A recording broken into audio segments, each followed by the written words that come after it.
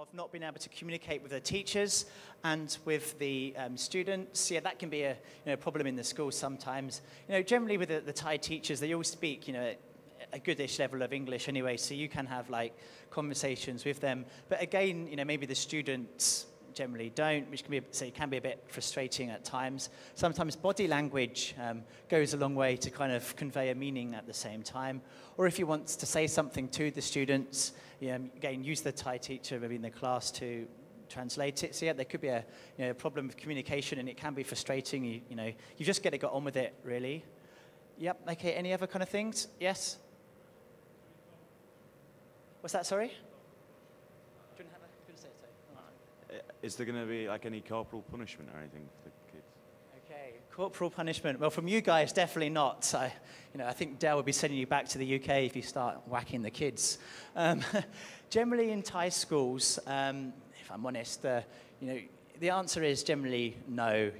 Sometimes, especially the older generation teachers, maybe they'll pinch the students a little bit if they're naughty. But I think the days of kind of like the cane and stuff like that has, generally gone from Thailand.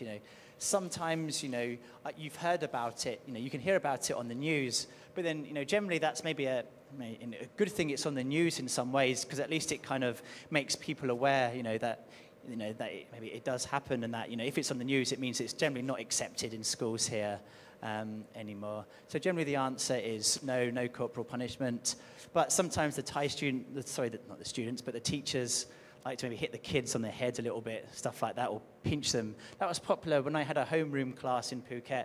If the student was bad, she would walk up to them and pinch them. I don't know where it was, somewhere on the neck or somewhere where it hurt a little bit, and it made them scream a little bit, but they learnt their lesson after.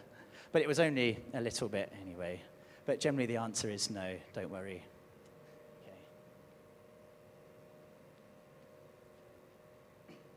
Okay, just going through a few things that I wrote in the classroom, things that I think would be, this is what I learnt over my 4 years of kind of being here. Oh, I'm going backwards.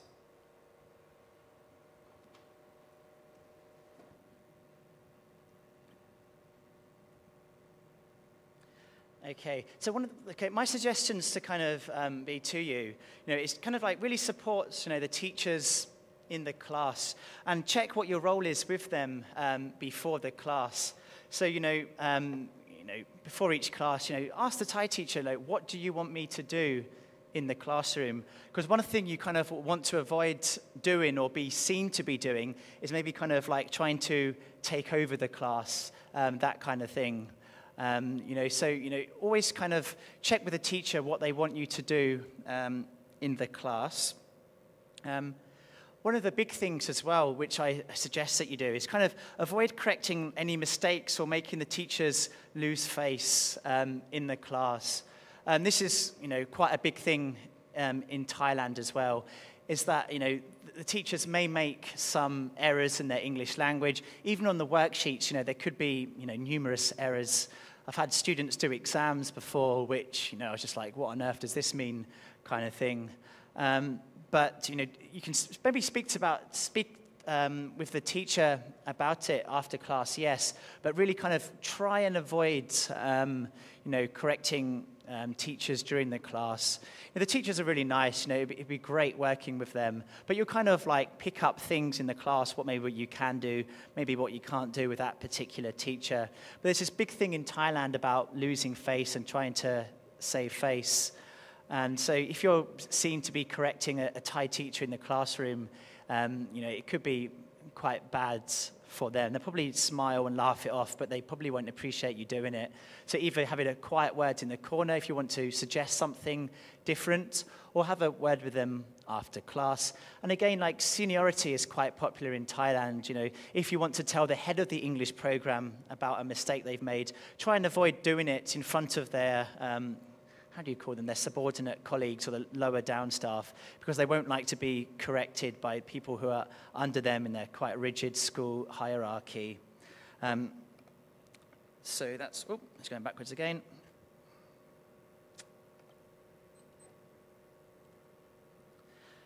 Okay, one thing it could be worth noting as well, they may feel quite under pressure with you being in the classroom with them, for reasons I just mentioned on the last slide. Put yourself in their shoes a little bit. Maybe you've been in the UK and you've studied, Spanish at university, and then you're going to a school in the UK, you're teaching Spanish, and all the time you've got this Spanish person like looking in at you, listening to everything kind of that you're doing, and you're really conscious, maybe you don't want to make any mistakes. And it probably does kind of affect your teaching a little bit. It may make you quite nervous in the class, because the students won't have a clue if the teacher's right or wrong. But you as ETAs, you're native English speakers, whereas the Thai teachers aren't.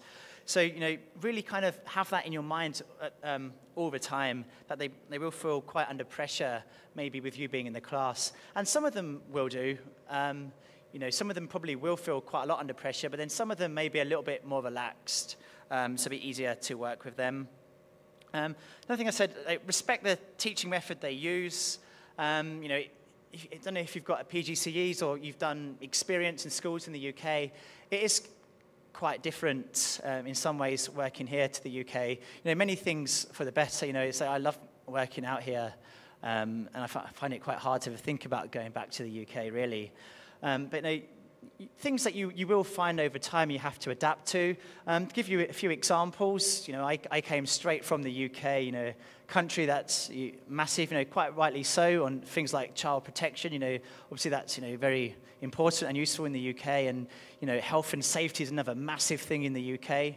But here, it's a slightly different approach. I marched into my first school. Hello, I'm David. So please, can you tell me about the fire alarm procedures in the school? What do I do when the fire goes, and where's the school bells?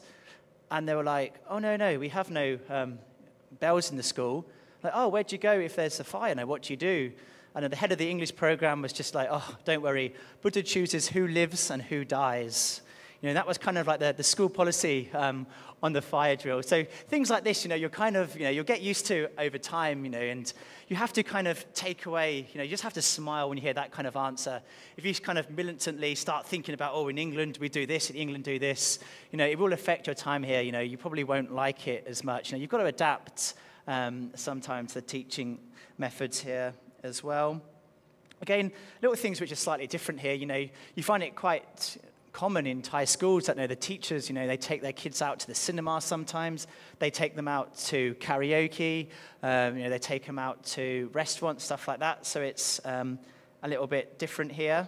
And just as I mentioned a little bit earlier, some things may kind of shock you a little bit. They'll cut the kids' hair during class, sometimes, which can be a bit the shock when you see it sometimes.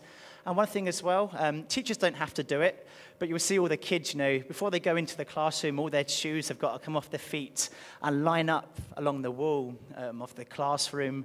I try to do that as well, copy the students to kind of make myself look on that level, but my shoes weren't touching the wall by, a couple of centimeters. Next thing I know, at the end of class, my shoes had disappeared and had been bagged up and sent to the headmaster's office because the shoes outside the classroom weren't touching the wall correctly. And during rainy season, I had to trudge through the school looking for my shoes, getting completely soaked because they weren't touching the wall. Even though I was the teacher in the class, they still took my shoes anyway. So little things, maybe you're kind of not expecting, you kind of just got to adapt to at the same time. And again, going back to the students a little bit in the class, positive encouragement, maybe the teachers and the students really helps as well. And with the students, going to try and, speak to them all as individuals. You can get a tendency of wanting to stick with the really strong students in class, or maybe just helping the weakest students in class. But try and work with all the students, including those kind of students that are in the middle between maybe they're not the strongest, but they're not the weakest as well. So try and work with all the students there. I want to move on quickly a little bit. Do's and don'ts, you've probably heard quite a few things in the classroom. Running quickly through these, try and avoid pointing directly at students. And it's quite rude in our culture actually as well, but it's really bad in Thailand. If you want to get students' attentions or classify them, little hand movement like this goes a long way, it seems. Try not to, I said the Thai teachers do it sometimes, but try not to touch the students' heads. It's quite a spiritual part of the body, so generally you're not supposed to do that. Again, you'll find that Thai teachers generally don't get angry or shout at the students as well. I've said this already, try not to move or dance during the national anthem. I saw some people on the train station once trying to dance the national anthem, and it didn't go too well. We're down with the people around them. So try and avoid doing that. What time is the national anthem played in the morning? 8, good. Okay. Also, I think there's one at 6 p.m., but normally you're home by that time anyway.